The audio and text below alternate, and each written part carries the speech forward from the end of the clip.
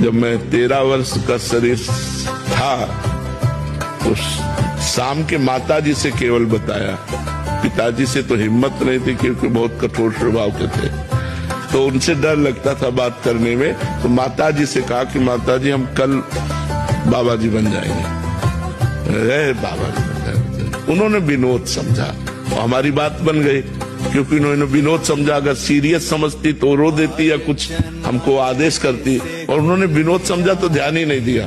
भगवान ने हमारी बात बना दी। सब सो रहे थे, उठे, पिताजी को मानसिक प्रणाम किया, सैया पर थे, माताजी को प्रणाम किया, भाई बहनों को हाथ जोड़ा और एक छोटी सी गीता और एक चटाई और वो एक लोटा उतना लेकर बस वो घर से भागे। और 15 किलोमीटर चलने के बाद थक गए तो एक शंकर जी का मंदिर आता है नंदेश्वर, सरसौल ब्लॉक में नंदेश्वर महादेव, वहां जंगल में जाकर के रुके। अब जब 12 बजे भूख लगी, क्योंकि सुबह से कुछ न कुछ घर में मिल जाता था, अब सुबह तो मिला नहीं, चलते चले आए।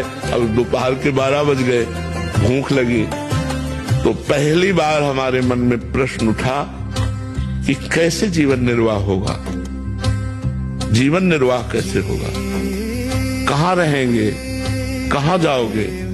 तुरंत हम कहा ये तो हमको परास्त कर देगा प्रश्न। तुरंत उनका भगवान जैसे रखेंगे, हम भूखों मर जाएंगे लेकिन घर नहीं जाएंगे, हर कष्ट सहेंगे। इतने में एक आदमी आ गया, उसने कहा बच्चा यहाँ एक सूर स्वामी रहते थे, जानते हो क्या? तो हम कहा हम यहाँ नए आए, हम जानते किसी को नहीं। तो कमंडल खोला और 1 लीटर दही होगा, मीठा दही होगा, तुम पी लो, अब हम वापस नहीं ले जाएंगे, उनके लिए लाए थे, वो है नहीं तो आप पी लो, वो संत कहीं चले गए होंगे। तो हमें सब कुछ लगे, हम कहा हम क्यों पी ले?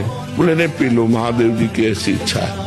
तो उसी लोटे में डाल के 3-4 लोटा निकला, छोटा लोटा था। और जब वो गए तो 1 लीटर दही में खूब छक गए ना, पर जो ही गए से शंकर जी के ऐसे पिंडी को पकड़ के खूब रोए